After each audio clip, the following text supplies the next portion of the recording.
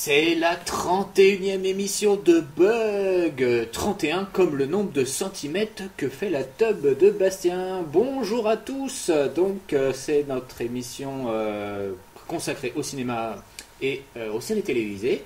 Alors Bug, c'est notre petit podcast fait dans la bonne humeur, la joie, l'allégresse et toujours la bienveillance, j'ai envie de dire. Je suis Alphonse Dadet. Je suis votre serviteur et je suis accompagné des deux mêmes énergumènes qu'à l'habitude. Donc il y a Seb, salut Seb. Kevin, pas avec les dents. Ouais, bonjour à vous. Et il y a Bastien, salut Bastien. Hey, salut à toi, l'auditeur qui a cliqué sur cette vidéo par inadvertance. Non, ne te déconnecte pas déjà, oui je sais tout cela fait bien amateur, mais n'oublie jamais qu'il y a aussi des professionnels de la télé qui parlent cinéma sans que cela ne dérange personne. Ici, au moins, on essaye d'en parler comme au PMU du coin.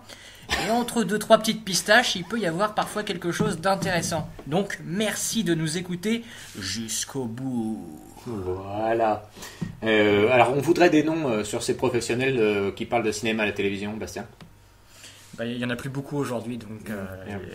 Est-ce que tu voudrais parler du cercle Laurent Ruquier, peut-être. Oh, il y a même pire, hein, Laurent Ruquier. Yann Moix. Attendez, Yann Moix, il considère que les campings c'est des chefs-d'œuvre. Alors un petit peu de respect, s'il vous plaît.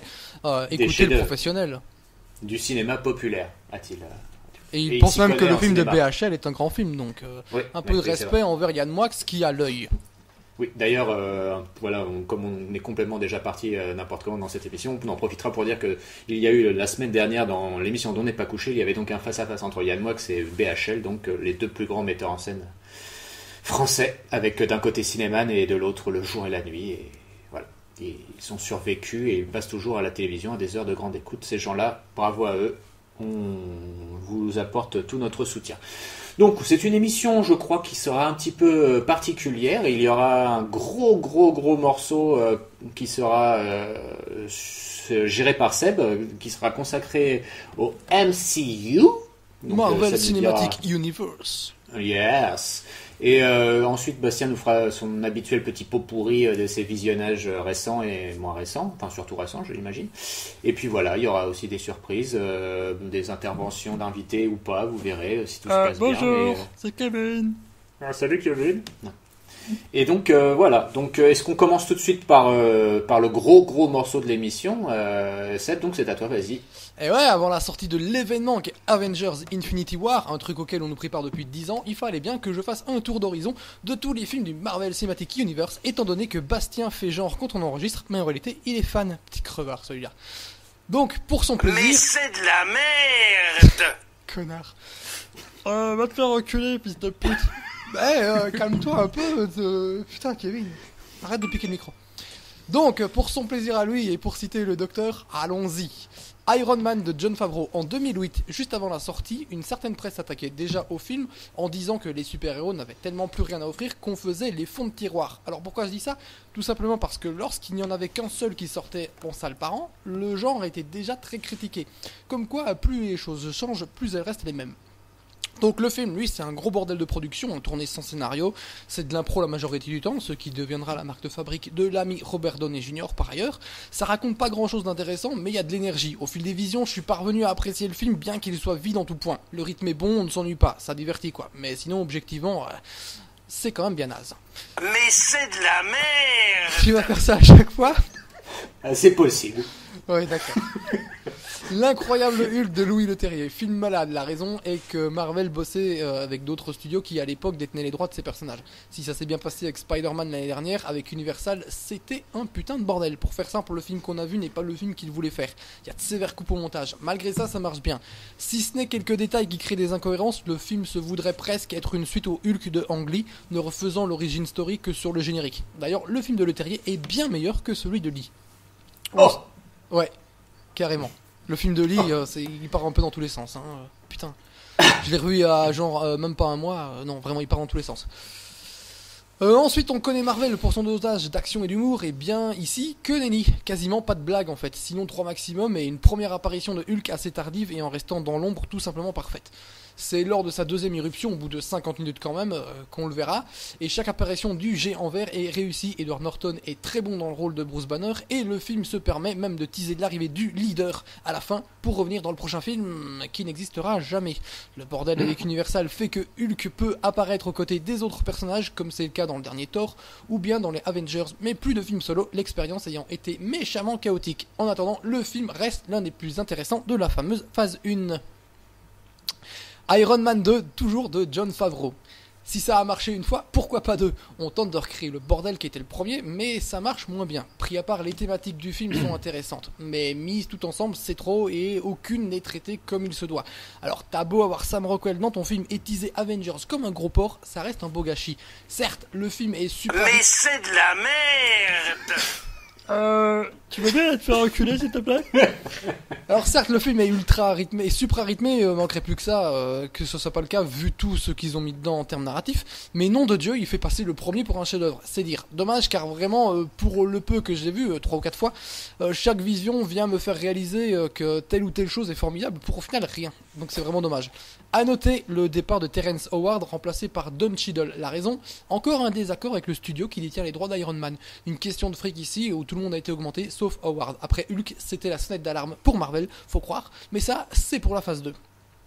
Thor de Kenneth Branagh. Là tu peux mettre ton c'est de la merde. Attends. Ah, t'es pas préparé là hein. Non, là, je pas refais, t'es prêt? Mais c'est de la Vas-y. merde. Thor Ah. de Kenneth Branagh. C'est de la merde. Ça y est, on parle de Dieu, sauf qu'Odin lui-même nous dit qu'ils ne sont pas des dieux. Ah, bon bah tant pis. Retenez, hein, ça va revenir cette affaire. Donc Branagh nous la joue adepte de Shakespeare et ça lui réussit plutôt bien sur la première partie du film. Si Asgard est ultra kitsch, le récit n'est pas dégueulasse, bien qu'ultra classique dans la peinture qu'il fait de cette rivalité entre Thor et Loki. Mais là où tout se gâte, c'est lorsque Thor se retrouve sur Terre. Ça devient une comédie ridicule et insupportable, il n'y a plus rien à sauver. D'ailleurs, Mjolnir, le marteau de Thor, se fait appeler Miam Miam, c'est dire. Dommage car jusque-là, Loki était un personnage intéressant, mais Tom Hiddleston était un beau gosse, donc la femelle fan de Marvel va en redemander. Ah, je comprends pas. Bah, Tom Hiddleston, il sert plus à rien, quoi, donc tu peux te débarrasser. Oui, non, mais je comprends pas Ah oui, fait d'accord. que Tom Hiddleston soit considéré comme un beau gosse, mais voilà, c'est les goûts et les couleurs. Bah, moi, en fait, je l'aime assez bien, le mec, mais voilà, quoi, après...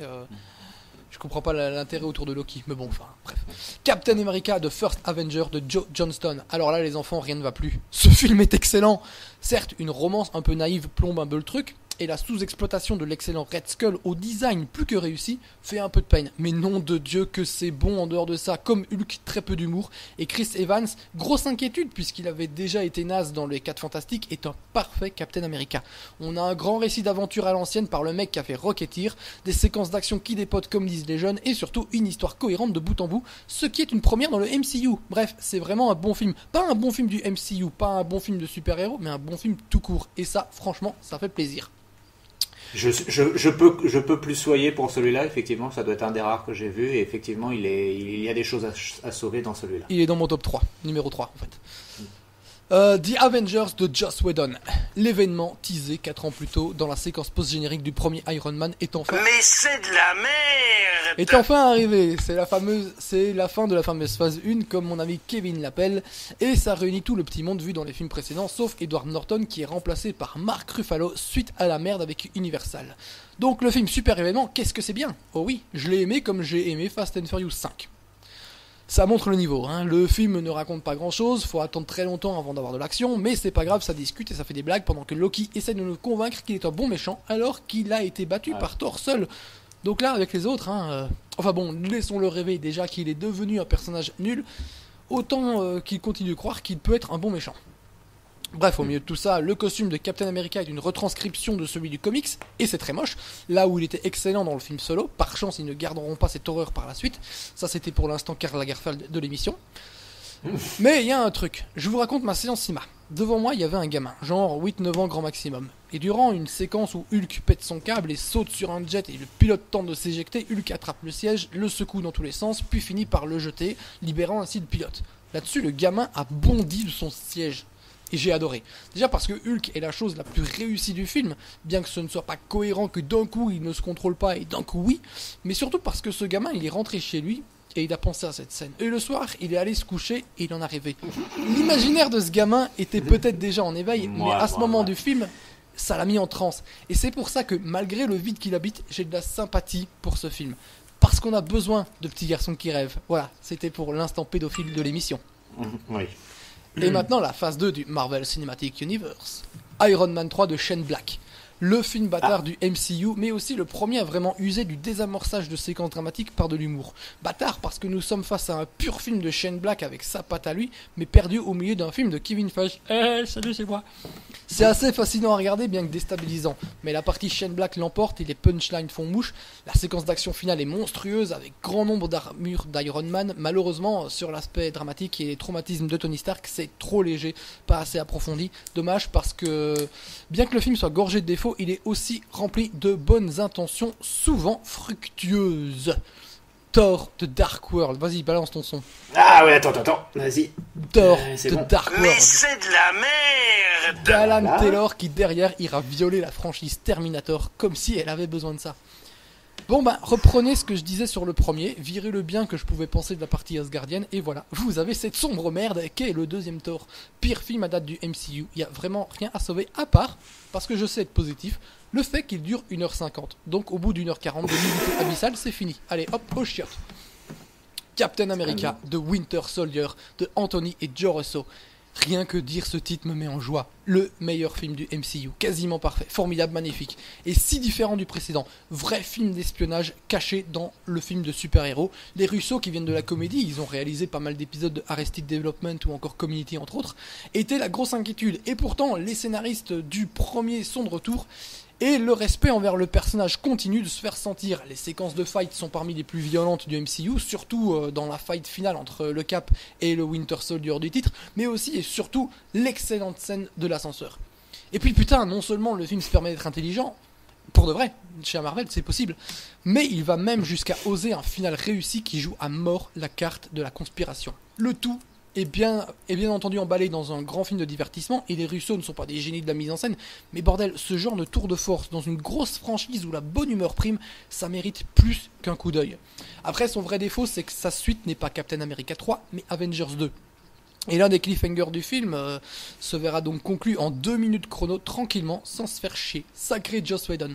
Mais que cela ne vous arrête surtout pas, après The First Avenger de Winter Soldier confirme que Captain America est le point fort de la franchise Avengers.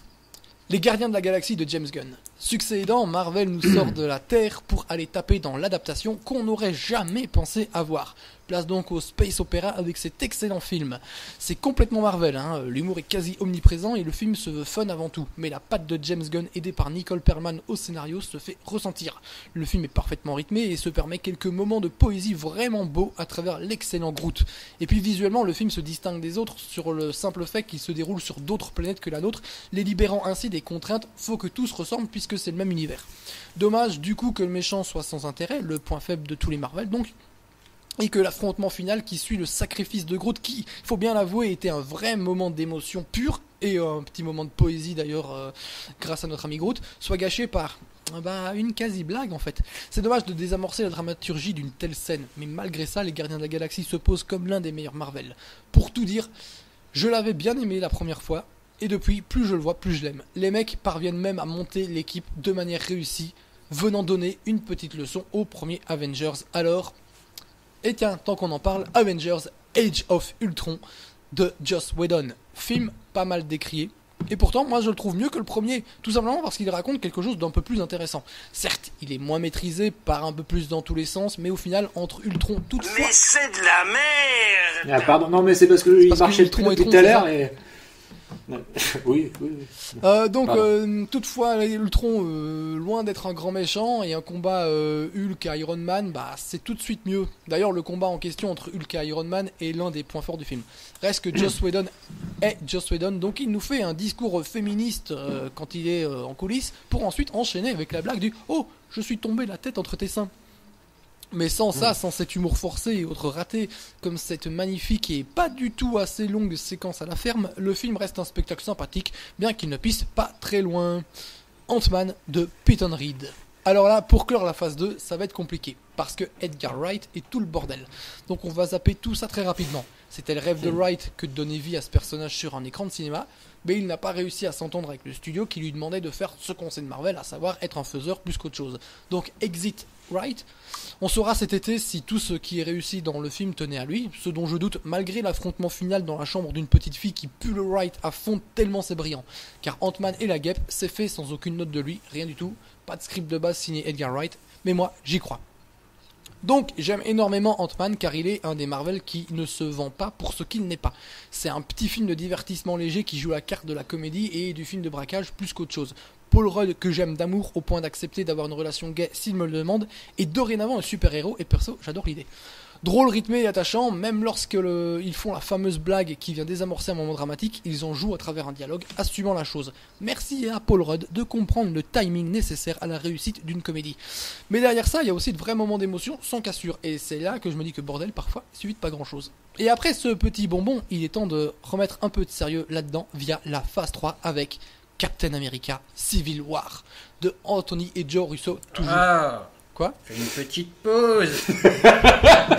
Tu veux que je me repose un peu ? Resserre-moi une petite poire, Janine, s'il te plaît. Ah, attendez les gars, je crois que Jean-Vincent Placé est arrivé dans la pièce. C'est que merde. Vas-y, poursuis tes films de merde. Donc, Captain America, merci de m'avoir permis de boire. Captain America Civil War, toujours de Anthony et Joe Russo, qui n'est pas le meilleur film de super-héros de tous les temps, mais nom de Dieu, putain, il essaye.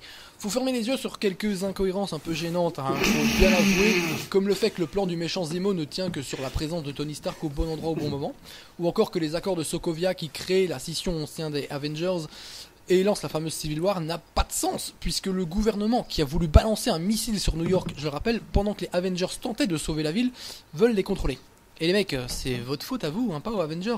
Mais bon, aussi le fait que Stark, premier soutien des accords, est le principal responsable des événements d'Avengers 2, et non pas les autres Avengers. Mais bon, passons. Ce sont là les raisons pour lesquelles Civil War n'est pas mon Marvel préféré. Non, il n'est que second, parce qu'à côté de ça, nom de Dieu, ils ont encore fait fort. La vraie force de la trilogie Captain America, ça aurait été d'avoir conservé les mêmes scénaristes sur les 3 films. D'où la cohérence, d'où l'évolution formidable du personnage, d'où la sincérité, l'intelligence. Et encore une fois, le tout est fait avec sérieux. C'est dire, ce Captain America est un meilleur film Avengers que les 2 films Avengers. D'ailleurs, la fameuse séquence de fight entre les Avengers est jouissive à mort. La première apparition de Spider-Man y est absolument dantesque et l'usage qui est fait d'Ant-Man est grandiose. Je le mot apprécié. Ça c'est pour ceux qui ont vu le film et qui connaissent Ant-Man. D'ailleurs, c'est la seule scène vraiment fun du film, du fait de la présence d'Iron Man, Spider-Man et Ant-Man, coutumier des vannes. Parce qu'en dehors de ça, l'affrontement final entre Captain America et Iron Man est puissante au possible et violente. C'est d'ailleurs une séquence plus intéressante que la fight des Avengers, car ici il y a un centre émotionnel. À ce titre, la performance de Robert Downey Jr. dans le film est exemplaire. L'écriture de son personnage aussi, l'évolution qu'il aura connue sur ce simple film dépasse tout ce qu'on a vu dans 3 films Iron Man et 2 films Avengers. Non vraiment, Civil War a des défauts, c'est évident, mais bordel que ses qualités dépassent tout ça facilement. Doctor Strange de Scott Derrickson. Niveau... Qu'est-ce que tu regardes ?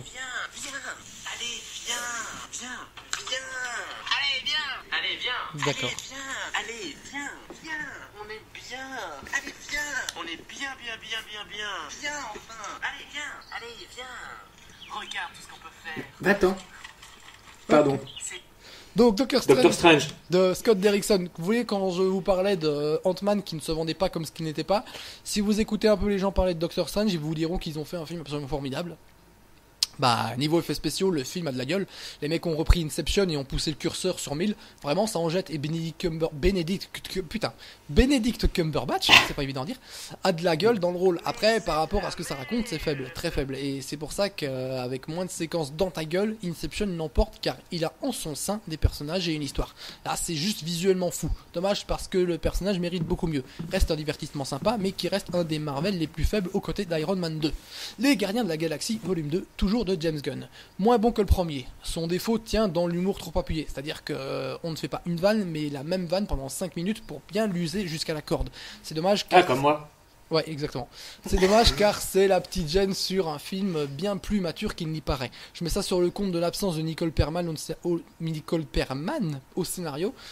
James Gunn étant tout seul, il n'avait probablement, j'imagine, pas de garde-fou. En dehors de ça, on est sur un film de personnages... Sac à merde. Quoi? J'ai pas entendu, mais je vais quand même... Non, c'est encore Jean-Enfin un sang qui est là. Ah, d'accord. Je me vomis dessus.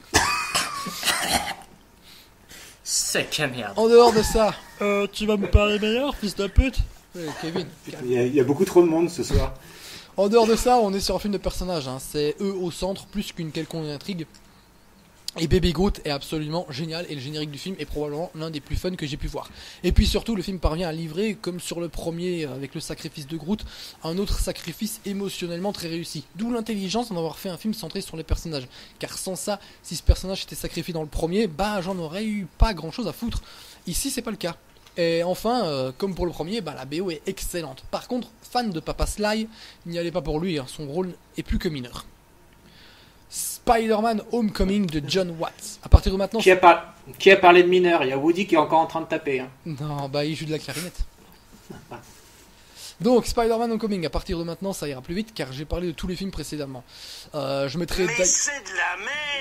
Je mettrai d'ailleurs les liens dans la description, c'était d'ailleurs déjà le cas pour les Gardiens de la Galaxie. Donc Spider-Man n'est pas le meilleur film Spider-Man, mais Tom Holland incarne le meilleur Spider-Man. J'ai au fil des visions de plus en plus de sympathie pour le film, bien qu'il reste beaucoup trop léger. Et puis son méchant est réussi, il a de vraies motivations qu'on peut comprendre, et c'était beaucoup trop rare par le passé. Donc léger c'est sûr, moins bien que la trilogie de Sam Raimi, c'est évident, mais le film de John Watts a justement l'intelligence de ne pas essayer de copier. Prenant donc un contre-pied total. Et c'est ce qui rend le film intéressant. Jetez-y un œil. Thor Ragnarok de Taika Waititi. Bon, on va pas Attends. Mais c'est de la merde! à la fin de ce que je vais dire, on va voir. Bon, parce que c'est quand même vachement mieux que les deux précédents. Hein. Bon, on va pas faire long, hein, parce que j'en ai déjà parlé très longuement, juste que depuis, je l'ai revu. Donc, œuvre cynique autant que possible, quoi. Et cynisme complètement assumé, c'est un problème. Thor est humilié et ridiculisé de bout en bout pour en même temps devenir l'adaptation la plus réussie du personnage, devenant enfin le dieu de la foudre. De vrai, hein, car je vous avais demandé de le retenir. Oui, dans le premier Thor ainsi que dans le deuxième, on nous disait qu'ils n'étaient pas des dieux. Et maintenant, si. Allons bon, j'aime bien quand on encule la logique à soi de toute façon, donc ça va. Bref, Ragnarok, c'est vraiment le film qui a le cul entre deux chaises, le film qui se refuse de prendre au sérieux son sujet et engage ainsi toutes les qualités. À ce jour, je ne sais toujours pas si je l'apprécie ou si je le déteste profondément, c'est un sentiment étrange. Black Panther de Ryan Coogler. Et d'ailleurs, ce que je dis la fin, en fait, c'est mon problème avec le Hulk de Ang Lee. Je sais pas si je l'aime bien ou si je l'aime pas. Ce qui est toujours... Moi, je pense que c'est une bonne chose. Non, j'aime pas, moi. Je préfère aimer ou détester. Tu aimes trancher. Exactement. Chérie, ça va trancher. Ça va trancher. Oh, tu fais super bien le chat. En parlant de chat, Black Panther de Ryan Coogler.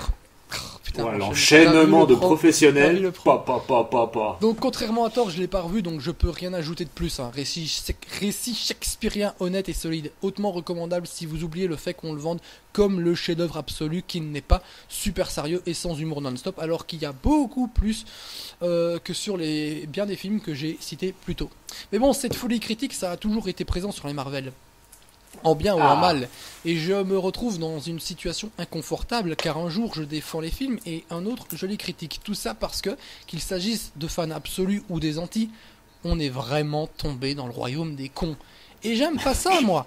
Là, je suis la voix de la raison, et je ne devrais pas être la voix de la raison. Mais si les fans absolus n'ont visiblement aucun recul, je soupçonne les anti d'être un poil frustrés, mais aussi d'aimer se faire liker sur Facebook ou Twitter, d'où ce besoin obsessionnel d'en parler constamment, même quand ça n'a absolument aucun rapport. En mal, on parle souvent des Marvel en généralisant, mais ça prouve une certaine mauvaise foi, car un Captain America n'a rien à voir avec un Iron Man, qui lui-même n'a rien à voir avec un Gardien de la Galaxie. On peut se permettre d'être critique, c'est évident, ce ne sont pas ici de grands films, contrairement à ce que veulent faire croire les fans absolus. Oui, les réalisateurs sont interchangeables.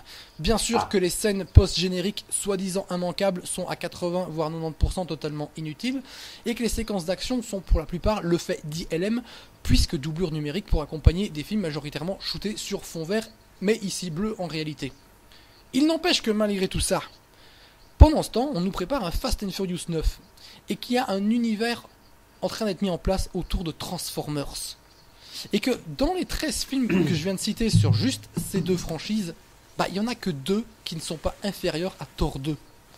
Donc voilà, si vraiment Marvel est la pire chose qui soit arrivée au cinéma, que vous n'avez pas vu pire film que ces derniers, alors vous êtes chanceux, parce que moi, rien que cette semaine, j'ai vu facilement 5 ou 6 films qui sont bien pires que ce fameux Thor 2, qui, je le rappelle, est le caca dégueulasse du MCU. Pour faire simple, dis-moi ce que tu aimes, et je verrai si je prends en compte ton opinion sur Marvel, car chez moi, on appelle ça de la posture. Bref, la suite, c'est donc Avengers Infinity War qui débarque mercredi prochain, et dont je parlerai dans la prochaine émission. Et pourquoi j'y crois ? Parce que ce sont les scénaristes des 3 Captain America et les réals des 2 derniers qui sont à la barre. Et qu'après Spider-Man Homecoming et Black Panther, ayant réussi à faire des méchants intéressants, gros point faible habituellement, il est fort probable que Thanos, teasé en long et en large depuis le début, tienne ses promesses. Voilà, j'ai fini. D'accord. Alors, tout ceci... Jean-Vincent, peut-être. Tu veux danser avec moi contre une petite rémunération ? Allez, c'est mieux que tes films Marvel, sale pute.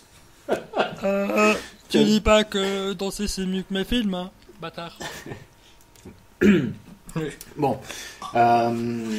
Ok, alors juste avant le droit de réponse... Puis il n'en est pas forcément un d'ailleurs, mais bon.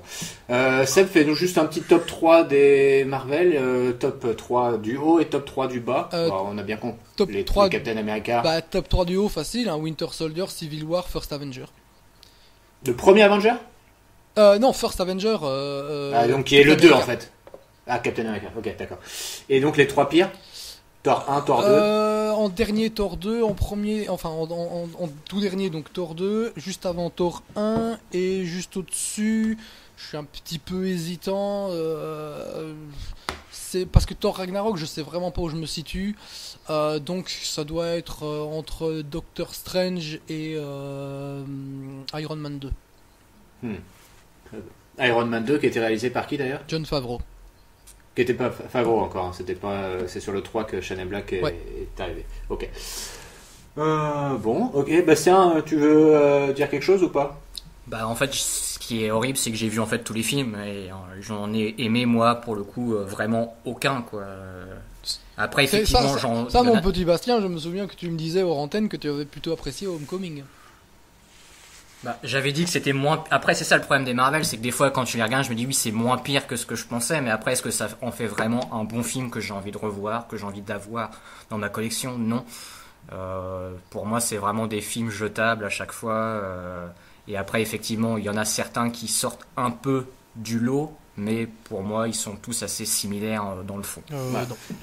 Donc ça fait un peu partie de ce que j'allais aborder dans le droit de réponse. Alors après, vous allez me dire, oui, je n'ai pas vu beaucoup de ces films, effectivement. Mais sur un truc qu'on est d'accord, Seb, c'est que c'est pas du tout les pires films du monde. Hein. Forcément, avec le pognon qu'il y a derrière, ça serait quand même encore plus triste que ça soit vraiment les pires. Il y a toujours comme il y a du pognon, les effets spéciaux et compagnie, c'est bien foutu.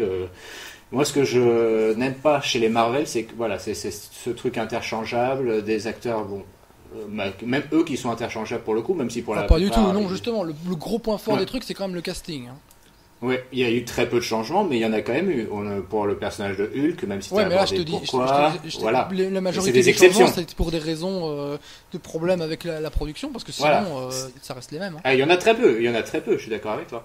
Ensuite, pour les réalisateurs, forcément, on prend pas vraiment des cadors, on prend pas des cinéastes installés, mais ça, à la rigueur, c'est pareil, ça me pose pas de problème, parce qu'il y a quand même des mecs qui sont pas dégueulasses avec une caméra dans le lot. Hein. Bon, il y a Ryan Coogler, on l'a dit, pour Black Panther, il y a James Gunn pour les Gardiens de la Galaxie, c'est des mecs qui sont tout à fait capables et qui sont très bons, qu'on leur tombe à eux. Et d'ailleurs, apparemment, c'est des choses qu'on arrive à retrouver dans leur film, donc c'est plutôt pas mal. Mais en dehors de ça, c'est quand même beaucoup plus atténué sur le restant. Enfin, les premiers, le Avengers de notre ami de Buffy, c'est Josh Whedon, merci. C'est quand même, moi, le premier Avengers, je m'en souviens, c'était quand même particulièrement pénible. Tu l'as dit d'ailleurs dans ta chronique, il y a très peu d'action, c'est très peu généreux. Il y a très peu, il y a quand même 25 grosses minutes à la fin et une grosse scène au milieu. Après, c'est vrai que sur 2h20, c'est peu, parce que ça reste beaucoup de blabla. Beaucoup de blabla, et c'est quand même dommage. Mais même les scènes d'action ne sont pas du tout efficaces. Moi, à chaque fois, c'est un ennui mortel devant, parce qu'il n'y a aucune mise en scène. Ouais. Voilà. Il en reste beaucoup. Revoyez ce que je disais sur les Captain America. La fight finale entre Captain America et le Winter Soldier ou avec Iron Man, la scène entre tous les Avengers dans Civil War, elle est jouissive à mort. Hein, les gars, arrêtez un peu votre mauvaise foi. Alors, ok. Toi, tu les as pas vus, donc forcément. Non, mais voilà, mais bon, Après, soit- je vais juste ajouter un truc, parce que je sais pas quel est votre rapport avec les super-héros. Moi, personnellement, je trouve que c'est. Voilà. J'adore, je suis un il y grand a fan. peut-être ça. Alors, forcément, oui, tu vas me dire, c'est pas forcément des films qui sont à la base non plus faits pour vous. Moi, perso, quand je regarde Civil War ou Ant-Man, donc Ant-Man qui pourrait prendre la taille d'une fourmi, débarque et nous fait enfin Giant Man, à savoir qu'il devient gigantesque. Putain, mais les gars, moi c'est un truc, je pensais pas qu'un jour je le verrais de ma vie, quoi. Est-ce que je vous ai déjà raconté la première fois que j'ai vu Spider-Man, la bande-annonce? Lequel? Le premier, je crois que je vous avais raconté, hein, le premier Spider-Man. Ah, de Sam redis-le, Raimi. redis-le. Eh ben, Alors, redis-le. c'est le film que j'ai vu le plus de fois au cinéma. Je l'ai vu 8 fois en 2 mois. Ah, quand même. Ouais. Et là, donc, j'achetais mon magazine cinéma. En fait, j'en ai parlé dans ma chronique de Spider-Man Homecoming, mais c'était pas dans cette émission. Donc, j'ai acheté mon petit magazine cinéma dans lequel il y avait un CD-ROM avec des bandes annonces. Il y avait celle du Seigneur des Anneaux d'ailleurs dans celui-là. Et il y a une bande annonce que je ne sais absolument pas ce que c'est. Ça démarre par un braquage où les mecs se barrent en hélicoptère. Et là, ils se font prendre dans une toile d'araignée géante. Et là, t'as la caméra qui commence à reculer. Je me dis, putain, qu'est-ce que c'est que ce bordel? Et puis t'as le visage de Spider-Man qui apparaît à l'écran. Et j'ai bondi de mon siège. Parce que putain, mon super-héros préféré de l'époque, maintenant c'est Batman, mais Spider-Man est numéro 3, les mecs ils faisaient un film dessus, et puis tu vois qu'ils commencent à faire, à virevolter, etc. Et je suis là, mais putain, mais qu'est-ce que c'est beau! J'ai regardé la bande-annonce au moins 25 fois d'affilée, quoi. Je suis un gros fan de super-héros, et je pense que la majorité des gens qui vont voir ça sont aussi des films des gros fans de super-héros qui sont en train de découvrir. Je m'avancerai pas là-dessus. Attends, parce que j'ai une autre explication pour le succès aussi. Hein. Et donc, il y a une majorité de gens, enfin, je veux dire, les Gardiens de la Galaxie, comment tu pouvais attendre à un moment ou un autre qu'on allait l'adapter? Je rappelle ce que je disais au début de la chronique. Hein. Iron Man, quand il est sorti, les gens disaient, c'est des fonds de tiroir. Iron Man, des fonds de tiroir. Les mecs, vous avez déjà ouvert un comics dans vos vies. Iron Man, il est super populaire. Mais ça restait populaire au niveau des lecteurs de comics, évidemment, parce que sa série animée en France, il n'y en avait pas, Ouais. etc. Donc forcément, tu connais Batman, Superman, Spider-Man, quelques autres comme ça, mais globalement, bah, ils connaissaient pas grand-chose, donc il y a une forme de cynisme et ils te prennent de haut, quoi. Ils font genre, vous avez vu ce que vous aimez. Et je vais revenir sur un deuxième point qui, pour moi, explique le succès. C'est des films de divertissement qui se vendent comme, enfin, par de temps en temps où ils pètent un peu les câbles, et surtout au niveau des critiques et des fans absolus, comme je disais. Mais c'est des films de divertissement. Moi, la semaine que je viens de me payer au boulot, j'ai pas envie de me taper le Magnolia de Paul Thomas Anderson, alors que j'adore le film. Mais j'ai pas envie de regarder ça, quoi. J'ai revu Ant-Man cette semaine, et ben putain, ça m'a fait du bien, parce que j'avais une semaine de merde au boulot, et quand t'as besoin parfois de te divertir pendant 2 heures, oublier, passer un bon moment, c'est ce que te filent les films. Après, est-ce que tous les films doivent absolument être formidables? Je vais prendre un exemple avec toi, Tony. Mais non. T'as été voir le Power Ranger, et tu l'as Oui. pas trouvé complètement naze. Non? Non, ben voilà, pour moi, plus de la moitié des Marvel sont meilleurs que ce Power Ranger. Je comprends pas le besoin de les démolir comme ça. Peut-être parce que certains sont dégoûtés par le succès, je ne sais pas. Pour moi, ça n'a absolument aucun sens. Que tu n'aimes pas les films de super-héros, ok, je peux comprendre. Mais venir se palucher sur un nom, parce que c'est pas Sam Raimi qui a réalisé, etc. Pour moi, c'est de la posture, ça n'a aucune valeur. Voilà, donc faut prendre les films pour ce qu'ils sont, c'est du divertissement. Donc si t'aimes pas du tout les films de super-héros, bah, pose-toi la question de savoir si c'est pour toi ou pas. Et arrête de Et c'est là où aussi est le problème, c'est que Ouais. justement, toi tu parles de plaisir, et justement, moi quand je regarde les Spider-Man de Sam Raimi, je trouve que c'est des excellents films, j'ai du plaisir et tout, et ce sont des films de super-héros. Et après, tous les Marvel, même si j'ai aucun plaisir en les regardant, quoi, ça ne me divertit absolument pas.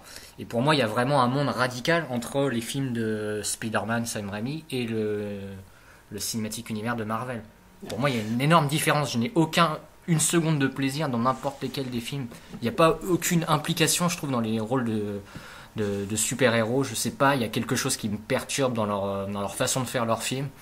Mais je rentre jamais totalement dans l'histoire, quoi. Alors, déjà, après, on est d'accord que ça va pas faire partie des qualités intrinsèques ou non du film, mais il y a déjà un problème pour moi de base, c'est qu'il y en a trop.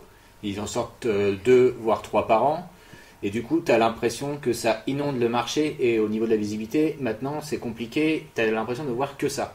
Donc déjà, moi, je trouve ça un petit peu pénible. Mais je vois pas, enfin oui, comme tu disais. Mais après, ça n'a rien à voir avec la qualité des films. Ça n'a rien à voir avec la qualité des films. Je suis d'accord sur ce point. Les mecs, si tu veux, je te balance déjà leur programme jusque 2020. Hein. Moi, il n'y a pas de problème. Hein. Là, on va avoir Ant-Man 2, puis Captain Marvel, Avengers 4, Spider-Man 2, Gardien de la Galaxie 3, et on a déjà la date pour un suivant qui n'a pas encore été annoncé. Et oui, je suis complètement d'accord que quand on vient d'annoncer 10 films pour les 7 prochaines années, c'est complètement ridicule. Mais après, je comprends pas l'intérêt de ça fait pas partie. Ça. Non, en lui-même, le film n'y est pour rien, effectivement. Au-delà de ça, tu as parlé donc des Fast and Furious, et c'était quoi ton autre exemple? Tu disais les Transformers, ils sont en train de développer tout un univers autour. Je pense que si Fast and Furious et Transformers sont justement dans ce système-là, c'est parce que les films Marvel remportent énormément d'argent, et que du coup ça va devenir une sorte de modèle dominant, et que toutes les franchises qui ont un tant soit peu de succès vont être basées sur ce système-là. Mais ça ne marche pas, et que justement. Du coup, regarde Après, il y aura des morts, il y aura forcément des morts, parce que voilà, il y aura des sagas que les gens auront plus envie de voir que d'autres. Mais le problème, c'est que ça va devenir une sorte de modèle dominant, et que ça devient, mais du coup, pour les petits films de divertissement qui ne sont pas issus de sagas ou quoi que ce soit, ça devient extrêmement difficile d'exister. Mais encore une fois, c'est pas leur faute. Non. Au film en eux-mêmes, non. Mais au système qui les fait, oui. Ouais, mais tu coup, peux pas les deux sont liés quand même. Les deux sont quand même un peu liés. Après, je suis d'accord avec toi. Les films en eux-mêmes, ils y sont pour rien. Ils existent en tant qu'objet. Est-ce qu'il y a du cinéma dedans ou pas? Ça, à la rigueur, chacun est libre d'en discuter. Mais voilà, moi, c'est plutôt ça qui me gêne. Le reste, voilà, chacun ses goûts et compagnie. Mais tu parles de divertissement et compagnie en sortant du boulot, qu'effectivement, on a envie de se serrer la tête. Ça, je l'entends aussi parfaitement. Je parlais justement avec quelqu'un il n'y a pas si longtemps des films Marvel et compagnie. C'est une jeune fille, et je la vannais là-dessus et compagnie. Et sa réponse a été de me dire: ouais, mais j'adore les films Marvel parce que ça reste dans mes capacités intellectuelles. Et là, je suis tombé le cul de ma chaise, quoi. J'ai envie de dire, mais putain, mais rendez les armes tout de suite, quoi. Ouais, donc mais ça c'est complètement con, parce que comme la réponse est pas bonne. C'est bien au-dessus. Hein. La réponse est pas bonne, je l'entends. Mais quand ton argument de dire ouais, j'aime les films Marvel, c'est parce que c'est des films où j'ai les capacités intellectuelles pour suivre. Putain, c'est une tristesse. Ouais, mais là, t'es tombé sur quand même un cas particulier, non? J'espère, mais ou alors c'est parce que peut-être que je l'avais tellement trollé qu'à la fin elle a voulu arrêter la discussion en balançant ça. Mais derrière, waouh, qu'est-ce que tu veux dire, quoi? Enfin, je trouve ça très très dur, et j'aime bien justement comparer les époques avec ça, parce que moi j'aime les blockbusters pour ça. Ça me permet d'analyser la société dans laquelle on vit aujourd'hui. Je vois les blockbusters dans les années 90, dans les années 2000, il y avait des très bons films, des films qui te permettaient de te divertir et qui en même temps te permettaient de réfléchir sur la société dans laquelle tu vivais. Des exemples, il y en a vraiment beaucoup. À côté de ça, il y avait toujours les trucs de divertissement qui étaient cons et méchants, et qui marchaient très bien et qui remplissaient leur objectif. Coucou Roland Emmerich. Au-delà de ça, maintenant, justement, avec l'hégémonie des films Marvel et compagnie, t'as du divertissement, mais tu réfléchis pas trop. Enfin, je veux dire, à part pour Black Panther, où ça a été un argument justement là-dessus, de dire la condition des Afro-Américains et compagnie. DC a fait la même chose avec Wonder Woman, et ça, on a un peu de mal à l'entendre, on n'est pas très fan de ce genre d'argument. C'est ça le problème en plus, c'est que c'est pas bien fait. Et du coup, là, t'as du divertissement pour du divertissement. Et t'as pas trop de réflexion et compagnie, et enfin moi du coup j'ai l'impression qu'on nivelle par le bas, que on se dit bon voilà, ils ont ça à défaut de mieux et compagnie. Et ça me rappelle un peu la période, je vais faire une analogie un peu curieuse peut-être, mais je vais vous expliquer pourquoi, avec la lecture pour les enfants avec Harry Potter. On m'a tout le temps bassiné en me disant ouais, les petits lisent plus et compagnie, Harry Potter c'est vachement bien, ils se remettent à lire, et peut-être qu'après ils vont se mettre à lire d'autres choses. J'ai du mal à entendre cet argument-là. Harry Potter, pour moi, au niveau de l'écriture et compagnie, ça reste de la merde. Et que le gamin lit ça, moi, ça me fait chier. Franchement, entre lire de la merde et ne pas lire, je ne sais pas ce qui est le mieux. Et voilà. Et est-ce qu'il y en a qui, effectivement, seront amenés après à lire d'autres trucs? Sûrement. Ça, c'est sûr que sûrement, ça va amener d'autres gamins à lire d'autres choses et compagnie. mais ça représente quoi? Ça va représenter 5% ou quelque chose comme ça. Enfin, à mon avis, le pourcentage est faible. Alors vous allez me dire, c'est toujours ça de prix, pas de problème, mais moi j'ai envie de dire, on rend tout de suite les armes, on balance de la merde à tous les étages, et puis voilà. Enfin, je sais pas ce que vous en pensez, mais moi ça me fait un peu cette impression-là, quoi.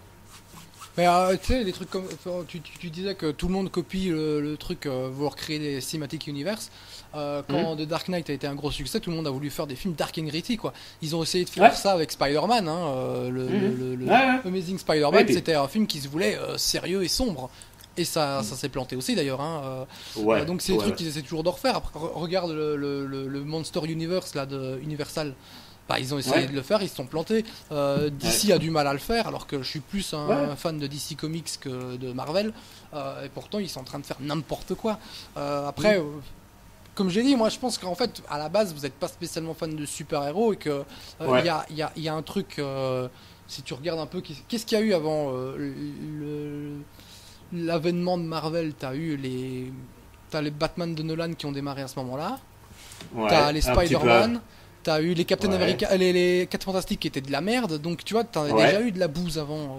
Ah ouais, mais il y en avait très peu, voilà, c'était des projets qui étaient isolés, et t'en avais un par an, et compagnie, et voilà, effectivement, les 4 Fantastiques, pour le coup, c'était vraiment de la merde, quoi, et c'était pénible. Moi, je me souviens de m'être farci le premier, j'ai plus aucun souvenir de ce truc-là. Alors, regarde, le deuxième, il est pire.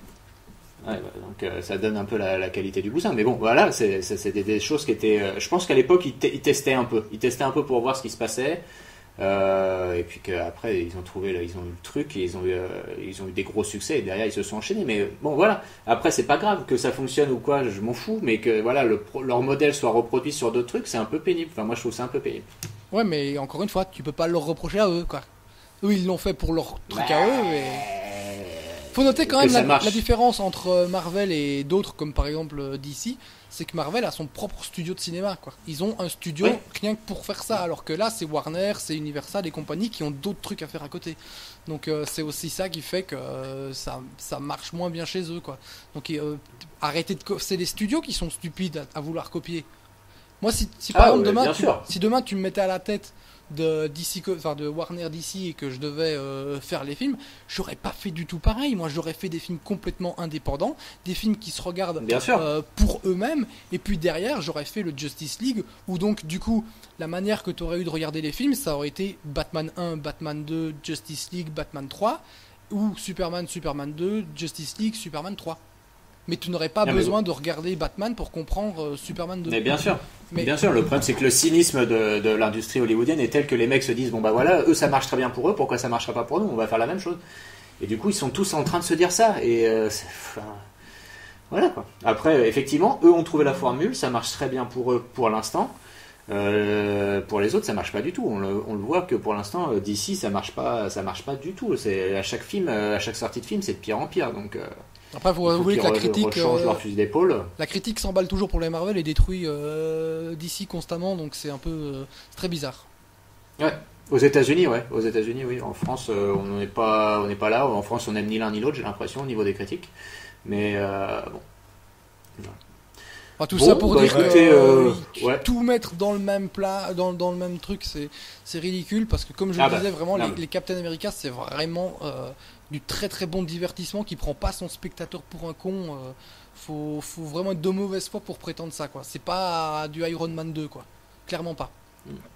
On n'arrivera pas à trouver un terrain d'entente, les gars. Ouais, on va se détendre.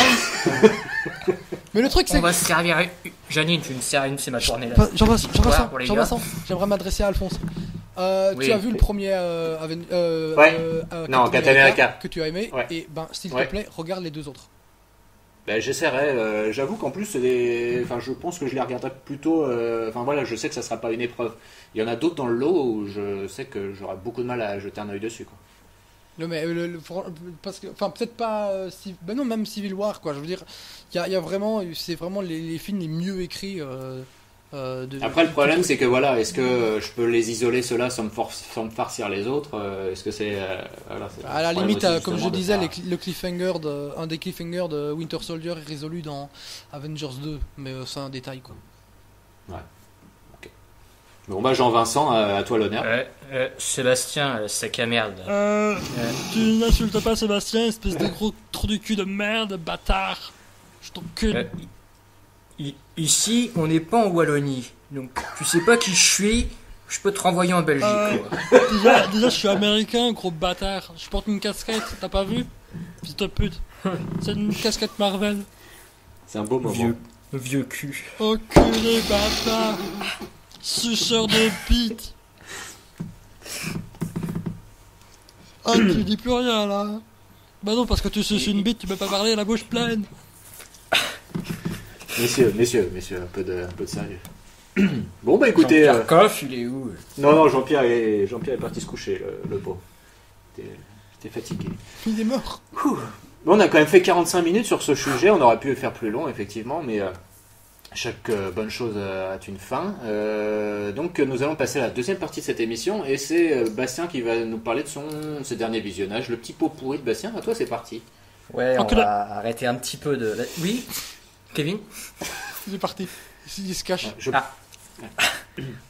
Non, on va arrêter un petit peu de raconter des carabistouilles à nos concitoyens. Et on va parler un petit peu de ce que j'ai vu dernièrement. Je prends mes petites feuilles parce que j'ai noté quand même 2-3 petites choses pour m'en souvenir. Donc, tout d'abord, je vais commencer sur la série que j'ai regardée dernièrement. Suite à des avis positifs un peu autour de nous, et Tony même Alphonse, excusez-moi, qui s'est dit j'aimerais bien voir cette petite chose, et donc moi comme un con j'ai été regarder ça. Donc je parle de Irresponsable, série française OCS, diffusée sur OCS. Donc qui raconte, donc c'est une série française qui nous raconte en fait l'histoire d'un mec qui a 30 ans qui doit retourner vivre chez sa mère, et qui découvre en fait aussi, donc il revient dans son village un peu d'enfance, et donc il va retrouver sa petite amie d'enfance, et il découvre qu'il a un enfant de genre 15 ans qu'il n'a jamais vu, et donc il revit chez sa mère, et il doit aussi subir donc le fait maintenant d'être père. Donc c'est plutôt une série qui se veut humoristique. C'est 2 saisons pour l'instant de 10 épisodes chacune, et ça dure à chaque fois à peu près 20 minutes. Donc j'ai trouvé que la série effectivement se regardait plutôt bien, c'est assez plaisant à regarder, divertissant comme tu parlais tout à l'heure Sébastien. Mais après le problème de la série, c'est qu'elle n'est jamais vraiment drôle, et elle n'est jamais vraiment profonde. Elle a le cul un peu entre ces 2 chaises là, et je trouve que la série ne choisit jamais vraiment une ligne forte. C'est pas assez trash dans l'humour pour être original, ni assez bien joué et écrit pour donner des grandes scènes. Ça se regarde très bien, mais de là à dire qu'il faut que le garçon vous le regardiez absolument, je n'irai pas jusqu'à cette ligne-là. Ouais, je crois que Télérama a beaucoup aimé. Hein. Ouais, je crois que de toute façon, les mecs qui ont fait la série, à la base, c'est la Fémis ou un truc comme ça qui a dû se... C'est pas un concours d'une école de cinéma, un truc comme ça qui a dû faire le truc. Peut-être, je ne sais plus. Et pour l'anecdote, parce que du coup, celui qui fait son fils dans la série, j'étais étranger à cet acteur-là, mais en fait, pour ceux qui connaissent les Tuches, c'est le fameux Coin-Coin. Salut à notre cinéma populaire, Yann Moix. Et qui joue aussi donc Gaston Lagaffe actuellement dans toutes les bonnes salles. Oh là là. Vous voyez qu'il y a pire que les Marvel. Ah, mais ils veulent faire pareil avec l'univers de la BD française. La BD belge. Oui, c'est vrai. Du viol de BD belge. Pardon. Donc voilà, Irresponsable, les garçons, je sais pas si vous avez des questions. Non, pas particulièrement. Je suis un peu déçu. Justement, c'est vrai que j'avais envie de la regarder. Et bon, du coup, ton avis me refroidit un peu. Mais j'avais l'impression que c'était surtout bien écrit et que, c'était sans prétention, sans argent aussi, mais que les avis que j'avais lus étaient bons.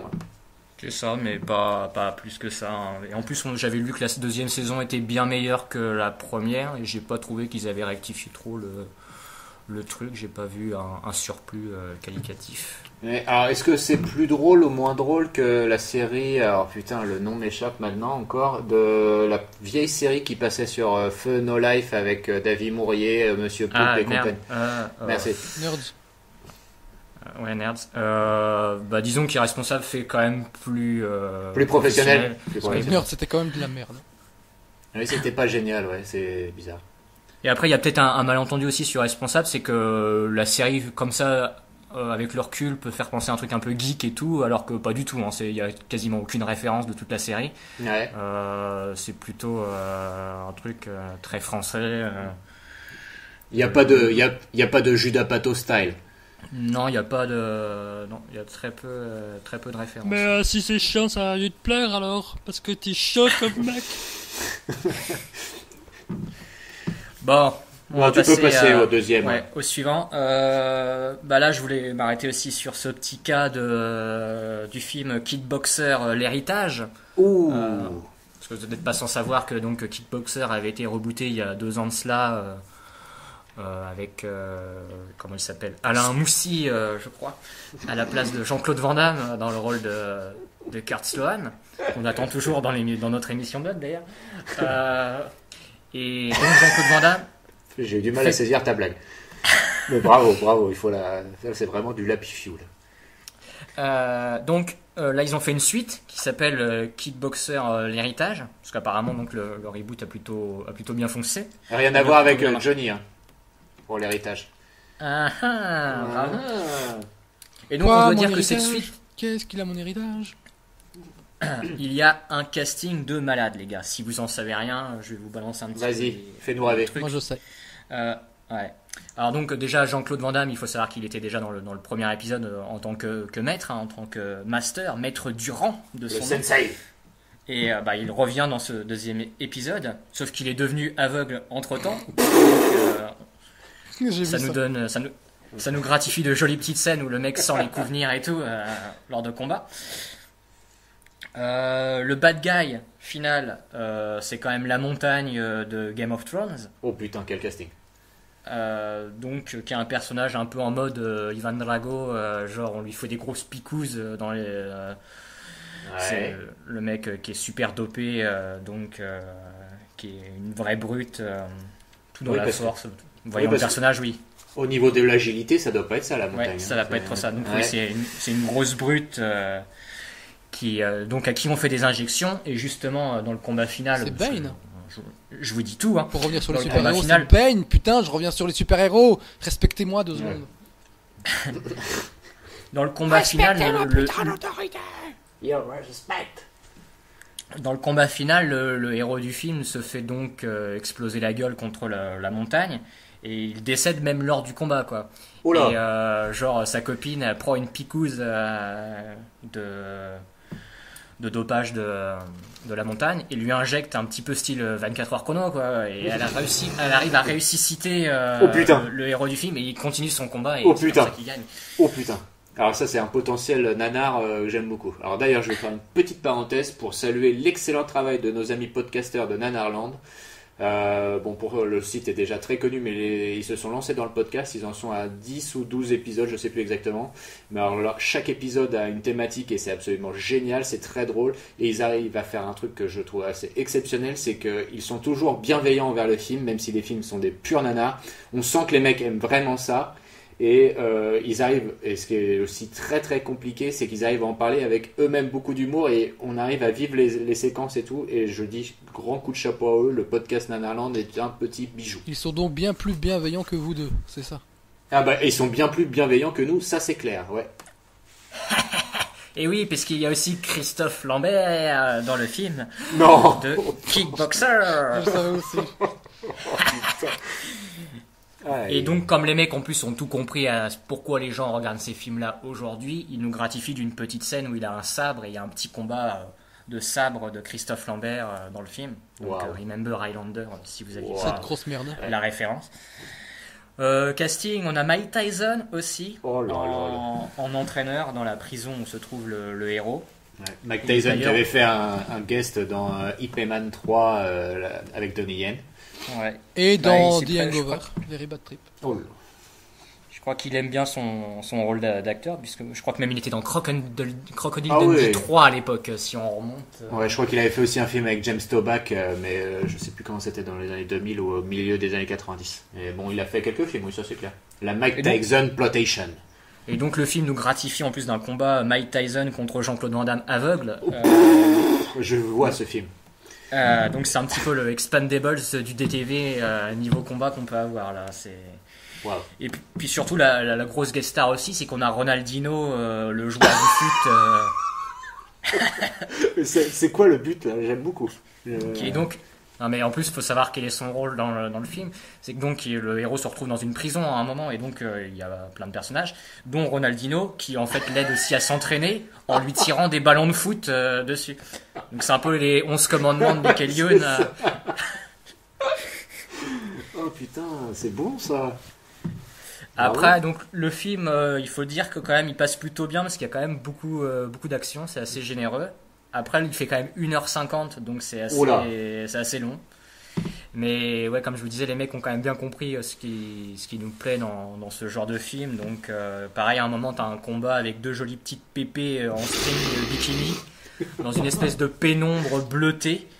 Donc c'est filmé mi-artistique pour pas faire totalement dégueulasse, si vous voulez. Ah, ils y vont pas franco là, ils y vont un peu avec des pincettes. Et l'autre grand moment aussi du film, c'est donc la montagne qui à un moment fout un gros coup de poing dans la gueule du héros. Et en fait, sa meuf au héros se met entre les deux. Et donc elle le prend dans le bide. Ce qui fait que sa nana tombe dans le combat et ce qui explique qu'après il veut refaire les combats. Mais ça, c'est une grande scène. Ce petit coup de poing dans la meuf du héros. Je comprends pourquoi t'aimes ça. Donc je vous conseille de voir ce film avec des chips Vico qui croustillent bien dans les dents. Vous pourrez passer un bon petit moment. Wow. Il est plus recommandable que le premier dont je n'ai plus de souvenirs. Et il y avait déjà aussi à l'époque un casting intéressant, mais là ils ont fait vraiment fort, je trouve. Putain, ouais. Puis après, il y a plein de mecs aussi qui font du free fight ou je sais pas quoi, là, les trucs que je connais pas. Donc, ouais, des stars dans leur contrée. Tu connais pas grand chose de toute façon. Bah, on passe au suivant. On va aller assez vite parce que ça va pas trop vous intéresser, je pense. Comme le Wonder, film. Oula, je l'ai vu. Bah oui, tu l'as vu. Stéphane Jobski, ou je sais pas comment on dit. Steven Jobs. Qui était donc le réalisateur du très sympathique Le Monde de Charlie, Le Monde selon Charlie, je ne sais plus en français. Film avec Emma Watson. Et l'acteur que t'aimes bien, dont je ne sais plus le nom, Seb. Logan Lerman, alias voilà. Le grand, le seul, l'unique Percy Jackson. Hey. Voilà. Et le nom c'est donc il a Boski. Et donc il a fait un film que vous avez peut-être entendu parler, où en fait c'est un enfant qui est défiguré de naissance et qui doit donc qui a un espèce de casque d'astronaute sur la couverture et donc qui va en fait l'histoire raconte qu'il va aller pour rentrer dans une école publique pour la première fois et donc c'est comment il va pouvoir s'intégrer au milieu de ses enfants malgré sa difformité. Ouais. Je me souviens avoir vu la bande-annonce et que j'avais failli vomir. Bah voilà.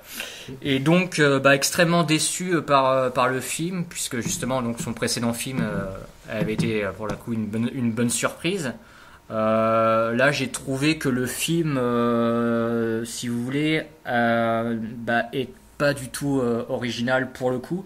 Il y a quelques idées comme ça justement, cette idée du casque d'astronaute sur la tête où du coup le film reprend cette idée là dans certaines séquences. Ou même des fois t'as des trucs un peu délirants avec Chewbacca, tout ça. Ça pour le coup c'est assez original, ça fait un côté un petit peu plus personnel au film. Mais après le reste, je trouve que ça enquille un peu les trucs convenus. Par exemple le personnage du gamin est féru de science. T'as un personnage de prof cool. T'as plein de trucs que t'as déjà vu et tout reste en plus un peu en surface. T'as un peu toutes les idées qui sont là-dedans et ce qui rend pas le film super attachant au final. T'as en plus pas envie de pleurer. Alors moi qui ai la larme facile et vu le sujet, ça aurait pu y aller. Et en fait, à la fin, non. Donc c'est que je pense qu'il y a quand même quelque chose de plutôt raté. En plus, t'as des idées niveau scénar bien con aussi que je trouve mal amenées. Par exemple, il se fait un pote à un moment forcément dans le collège. Et puis en fait, il va le voir à un moment dans une classe parler avec un autre pote où en fait il se fout de sa gueule, donc il va plus avoir son meilleur ami. Et c'est mal amené parce que tu comprends pas trop le retournement psychologique du gamin, même si les gamins sont cruels. Sur le moment, c'est un peu bizarre. Tu sens plutôt le scénario qui veut aller là-dedans. Pareil, à la fin du film, ils se retrouvent dans une forêt et comme par hasard, ils vont tomber sur un groupe de caïds qui arrive au même moment que dans la forêt et après ils vont être aidés par leurs potes qui arrivent au même moment aussi. C'est un peu des tout à liège comme ça qui m'ont bien perturbé. Il porte un casque d'astronaute, forcément il y a une référence à Major Tom de David Bowie, ce que je ne supporte plus parce que ça c'est le truc qu'on a vu depuis 5-10 ans dans tous les films de gamins ou d'astronautes. On a tout le temps Major Tom, alors arrêtez avec Major Tom. Et puis la musique du film, on pourrait s'attendre à une petite OST bien sympatoche, il n'en est que nini, puisqu'il n'y a aucune musique où je me suis dit, tiens, je vais aller regarder c'était quoi. Donc c'est très dommageable. Et puis Jacob Tremblay, qui est quand même élu par moi-même étant le gamin le plus mignon de la Terre, lui faire porter... Et par Woody Allen aussi. Et par Woody, lui faire porter un casque d'astronaute sur la tête ou le défigurer pendant tout le film, c'est un petit peu dommage de ne pas se servir de son potentiel. Donc voilà, un film un peu tarabiscoté. On le met à la poubelle, ce film. On le met en 3/6, ça se regarde bien, mais voilà. Et derrière, ça va chier sur les Marvel, je te jure. Parce que j'ai quand même un peu plus de plaisir à regarder. T'as plus de plaisir parce que tu vas dire que t'aimais bien Jacob Tremblay. Hein. Gros dégueulasse. Ouais, mais... Tu préfères Jacob Tremblay ou les femmes?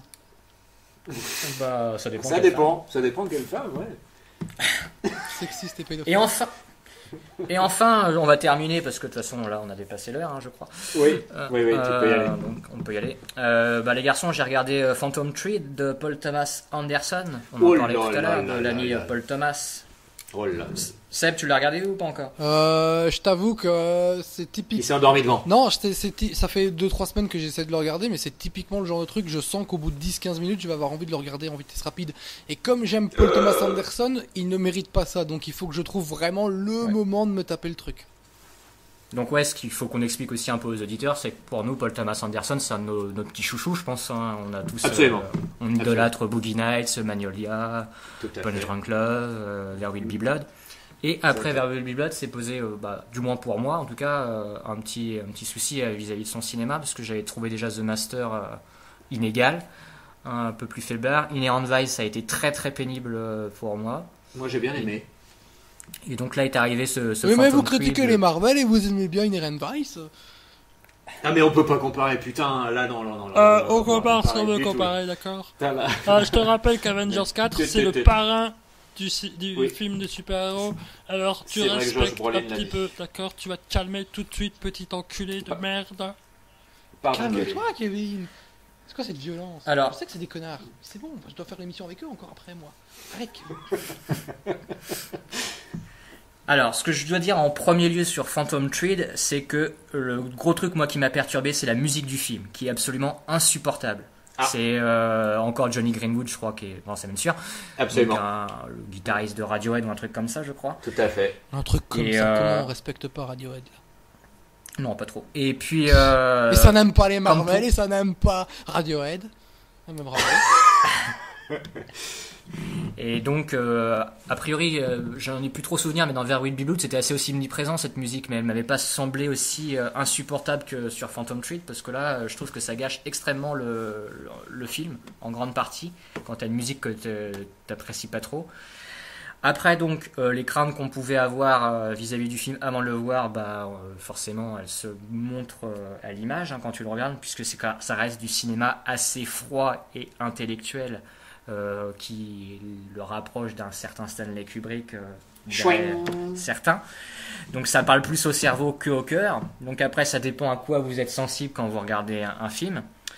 Moi, j'ai besoin toujours du cœur. Donc forcément, il y a des passages qui m'ont semblé vraiment ennuyeux. Déjà de par le sujet, qui était aussi l'a priori qu'on pouvait avoir sur le film, parce que donc c'est un film qui parle de la mode, de la haute couture. Donc c'est pas le truc... C'est le diable s'habillé en Prada. C'est le diable s'habillé en Prada. En plus, film d'époque, donc ça enquille les a priori avant de le voir. Après, le film regorge aussi de belles scènes de cinéma. Paul Thomas, c'est quand même pas un manchot de la mise en scène. Donc il sait toujours cadrer des séquences incroyables, dans sa direction d'acteur aussi. On sait que Daniel Day-Lewis c'est un grand acteur, et effectivement quand tu regardes le film c'est un peu le problème aussi, c'est que il fait son Daniel Day-Lewis mais après ça rapproche un peu tout ça son film d'un cinéma de papa classique, si vous voulez, avec avec ce qu'il faut de modernisme quand même, je trouve, dans son film. C'est ça qui est bien aussi, c'est que ça pourrait être justement la caricature de ça, mais ce n'est pas que ça son cinéma. Il sait aussi distiller des petites touches d'humour dans son film, et dans son foie aussi peut-être, qu'elle sait. Dans les attitudes des personnages, dans les dialogues, il y a des trucs que tu ne verrais pas dans le cinéma des années 70, je pense. Et justement, lui, il y a un côté ironique, des fois, dans ce qu'il fait. Donc ça, c'est intéressant.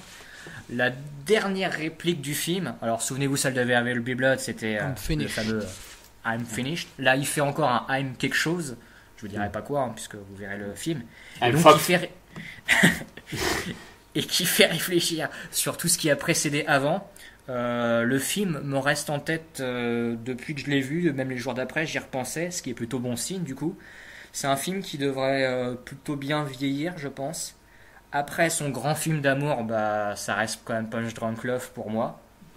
Le film, je le trouve mieux qu'Inherent Vice, mais ça reste dans la même veine que The Master, je le mets dans sa filmographie. C'est assez inégal dans l'ensemble.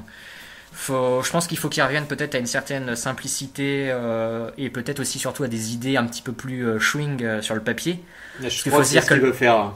Ouais. Parce qu'il faut se dire que le mec à chaque fois quand même, quand tu te dis il va faire un film sur le pétrole, un film sur la scientologie, un film sur la mode, à chaque fois tu te dis que ça va pas être ouf quoi. C'est pas des sujets faciles. C'est pas des sujets faciles. Après, j'aurais presque envie de le revoir un jour, ne serait-ce que pour savoir l'importance que ce film-là va avoir dans sa filmographie au final. Mais il faut que Paul Thomas continue de toute façon à faire son chemin assez singulier à Hollywood, parce que justement on parlait tout à l'heure il y a assez peu de films maintenant, et même de réalisateurs comme ça, un peu auteurs, qui ont une carrière avec des films différents. James Gray. Voilà. Donc ça reste un réalisateur rare et précieux, et du cinéma un peu à l'ancienne, comme dirait justement. Il y a un côté un peu désuet en fait quand tu le regardes au final, parce qu'il y a tellement peu de films comme ça. Et c'est moche d'ailleurs d'en être arrivé à appeler ça comme ça quoi. Ouais. Mais alors combien de temps il dure celui-là ? 2h10. Ouais. Ah, il est quand même relativement long, j'aurais vu un truc plus court. Mais si vous voulez des histoires un peu plus simples, qui parlent un peu plus aux autres, écoutez, je vous propose le bien contre le mal dans n'importe quel Marvel, moi. Y a pas de souci. Ça va aller, merci. Ça va aller, tu vas regarder, ça veut dire. Hein. Sinon, je tape ta gueule à la récré, moi. Arrête, t'es violent. Donc voilà, les garçons, un petit peu pour mon ce petit visionnage. Sinon, moi, pour Paul Thomas Anderson, je rejoins. J'aimerais bien qu'il revienne sur un truc genre Boogie Nights. Vraiment, en plus, vers Boogie Nights, même si j'adore Magnolia, qui est, je crois, mon préféré, je suis pas vraiment sûr, il faudrait que je revoie, mais en tout cas j'adore vraiment les deux là, et je les mets presque à égalité d'ailleurs. Mais ouais, j'ai plus aimé que toi apparemment Master, même si je le trouve en effet assez inégal et vraiment pas accessible du tout. Inherent Vice, j'ai vraiment le cul entre deux chaises, c'est-à-dire qu'il y a 1 milliard de choses que j'aime bien dans le film, mais derrière, la première fois que je l'ai vu, ça a bien passé. La deuxième, j'en avais déjà plus grand chose à foutre, ce qui m'embête un petit peu. Il faudrait que je le revoie. Et Phantom Thread, comme j'ai dit, c'est typiquement sur le papier le genre de film que je commence et au bout de 15 minutes, je le regarde en avance rapide. Et je peux pas faire ça à Paul Thomas Anderson. Donc, et d'ailleurs, faut pas le faire parce que le film n'a pas été vu comme ça. Il faut que tu vives. Bah oui, mais bon, faut que je trouve aussi le moment maintenant. Pour après, c'est quand on regarde un Marvel toutes les semaines, c'est assez difficile. Ouais, écoutez, monsieur. Oh là là. Tu vas te calmer parce que toi, c'est pas à la récré que je vais te péter ta gueule, c'est maintenant, petit bâtard. Calme. Et donc d'ailleurs son prochain projet, si je me trompe pas, il a déclaré dans une interview qu'il était en train d'écrire un scénario avec sa fille de 8 ans et que donc ça serait probablement beaucoup plus léger. Après, les déclarations de Paul Thomas sont toujours un peu, on va dire, farfelues, mais je pense qu'il en est capable, le bougre. Donc wait and see, mais je suis assez d'accord avec tout ce que vous avez dit sur Paul Thomas. Moi aussi, c'est un cinéaste que j'adore vraiment. Magnolia a été à une époque mon film préféré ever. There Will Be Blood, moi, m'a vraiment laissé sur le cul. Bon, on fait pas une spéciale Paul Thomas, mais c'est vrai qu'à la base, c'est quand même un sujet sur le pétrole et tout, et qu'au final, on se retrouve avec un film qui parle de la naissance de l'Amérique, du capitalisme et compagnie, et que c'est quelque chose de très très fort. The Master, c'est peut-être le film de sa filmo que j'aime le moins. Je le trouve brillant, mais très froid et un peu, comment je dirais, un petit peu, il manque quelque chose. Et moi, Inherent Vice, j'ai bien aimé, j'ai beaucoup apprécié, et justement, on sentait qu'il avait envie de faire un truc un peu plus léger, un peu plus cool, justement, changer un peu cette image de cinéaste surdoué qui fait des trucs très intellectuels, très réfléchis et compagnie. Après, ça se voit peut-être un peu trop, et moi, j'avais quand même plutôt apprécié la proposition. Après, pour le dernier, là, pour Fantôme, j'attends de voir ça dans de bonnes conditions, mais je sais qu'il y passera un jour ou l'autre, ça c'est évident. Donc voilà, écoute, Bastien, t'as terminé ta petite séquence. Ouais. On va juste conclure l'émission, on va essayer de faire vite. Ou pas, on va voir ce qu'on a des choses. On a eu quand même, on a deux petits hommages, j'ai envie de faire deux petits hommages à des cinéastes qui nous ont quittés là pendant les 15 derniers jours. On a donc Isao Takahata. Ta cousin à moi. Qui Il est de la famille. Donc le réalisateur du Tombeau des Lucioles de Pomponco et compagnie, entre autres, qui nous a quittés. Le Tombeau des Lucioles, un petit mot dessus, les garçons? Non. Pas de super-héros dedans. M'en fous, moi. Mais attendez, parce que si vous trouvez le film triste, dites-vous que s'il y avait Iron Man ou quelque chose comme ça dedans, et les gamins ils seraient pas morts à la fin. Ils seraient pas morts. Donc allez bien vous faire foutre. Moi, film que j'avais vu quand j'étais tout gamin, et c'était un de mes films cultes préférés d'enfance. Alors comment ça peut être ton film préféré effectivement quand t'as 8 ans, c'est compliqué. C'est un peu compliqué, mais un film extrêmement fort et que je n'ai pas revu depuis très très longtemps. C'est pas le genre de film qu'on a envie de caser comme ça un soir, hein. Il faut le dire, c'est quand même une épreuve intense et émotionnellement très forte, et c'est vrai qu'on n'a pas spécialement envie de se le faire régulièrement quand même. Moi c'est pareil, j'ai dû le voir une fois au cinéma il y a très longtemps. Alors je vais faire un petit aparté très personnel, mais donc c'était à l'époque, j'étais au lycée en section audiovisuelle, et donc on arrive comme des petits branleurs de 16 ans au milieu de la salle, et on nous dit vous allez voir un film d'animation japonais. Donc on a 16 ans, on est des petits branleurs, on fait un film d'animation japonais, super, ça va être complètement con et compagnie, et on s'est pris ça en pleine gueule, et je peux vous dire qu'on est sorti du ciné, on s'est dit ah ouais. On avait tous bien perdu 3 litres d'eau parce que les yeux piquaient, et ça nous avait pris tous aux tripes. Donc voilà, une petite, pour vous dire à quel point la puissance émotionnelle du film est là. Tant qu'on est dans les anecdotes personnelles, je vais peut-être raconter la mienne par rapport au film. Vas-y. J'avais ramené des potes pour le voir parce que faut faire découvrir des films aux gens, et on l'avait regardé avec Jack Burton en même temps, et on s'est vachement bien marré parce que quand les petits gamins sont morts, putain que ça en était content. Bonne soirée comédie, quoi. Moi, je recommande aussi avec la liste de Schindler. Ah putain, qu'est-ce qu'on se marre quand ça meurt. Exactement. Donc voilà, Isao Takahata, c'est le premier Rest in Peace et le deuxième, c'est notre ami tchèque américanisé Miloš Forman, qui nous a quittés avant-hier. Et donc Miloš Forman, entre autres, c'est Pas au-dessus d'un nid de coucou, c'est Amadeus, c'est Man on the Moon, c'est Larry Flint, bien sûr, c'est entre autres, grand cinéaste que j'aime beaucoup. Alors pareil pour Amadeus, c'est pareil, c'est un film qui m'a beaucoup apporté à une époque où j'étais pas encore, je pense, aussi cinéphile que ce que je suis devenu après. Disons que c'est un prof de musique qui a dû nous le passer quand j'étais au collège. Et que nous passionner sur un compositeur de musique classique pendant 3 heures à l'époque, c'était quand même putain de loin d'être gagné, et que le mec nous avait complètement embarqué dedans. Enfin moi je sais que ça m'avait... Depuis je l'ai acheté en DVD, je l'ai racheté en Blu-ray, j'ai dû avoir à peu près tous les supports concernant Amadeus. Que Man on the Moon est aussi un immense film avec probablement une des meilleures prestations de Jim Carrey sur un comique que j'apprécie particulièrement, Andy Kaufman, qui était vraiment un génie absolu et qui malheureusement n'a pas eu l'écho qu'il méritait en France. Et donc voilà, messieurs, je sais pas si vous avez quelque chose à dire sur Forman. On te rejoint sur ce que tu Sauf dis. Amadeus. Non. Ah ouais. Je déteste personnellement, mais bon. Sinon, pour le reste, je suis d'accord. Vol au-dessus d'un nid de coucou, je m'attendais pas spécialement à l'aimer parce que c'est typique le genre de film. On te dit c'est un classique, il faut que tu le vois absolument, puis tu le vois un peu réticent en te disant bon, je le vois pour le voir. Puis j'ai été vraiment pris par le truc, j'ai adoré. Et Man on the Moon, c'est parce que je suis un gros fan de Jim Carrey et je me suis pris dans la gueule parce que c'est vraiment pas ce à quoi je m'attendais. Donc brillant. Et alors Amadeus, non? Pourquoi Je sais pas, j'ai regardé le film parce que tu m'as dit que c'était formidable et derrière, je me suis fait chier pendant presque 3 heures, quoi. J'ai pas du tout accroché au truc. Alors moi je trouve que c'est un des... du coup je vais vous dire pourquoi j'aime ce film. C'est parce que je trouve que c'est un des films les plus brillants sur l'acte de création. Que là on est face à face entre donc Mozart qui est dépeint comme une sorte de petit branlotin complètement léger, complètement fantasque, qui est complètement inconséquent et qui pourtant, dès qu'il fait quelque chose, sort du génie. Et que face à lui, on a le compositeur Mario Salieri, qui était le compositeur officiel de la cour d'Autriche de l'époque, et qui lui par contre est un bosseur absolu, qui passe ses journées à réfléchir et compagnie, et à la musique, et qui ne produira jamais d'œuvre aussi importante que celle de Mozart, et que ça l'a détruit perpétuellement. Enfin voilà, c'est comme ça que ça nous est montré dans le film, qu'il y a forcément le film ne se cache pas d'apporter quelque chose, on va dire, de divin à la création de Mozart, qui serait touché un peu par une sorte de grâce céleste. Donc ça, à la rigueur, ça c'est pas du tout ma tasse de thé, mais à la rigueur, dans le film, ça se passe bien, ça passe très bien.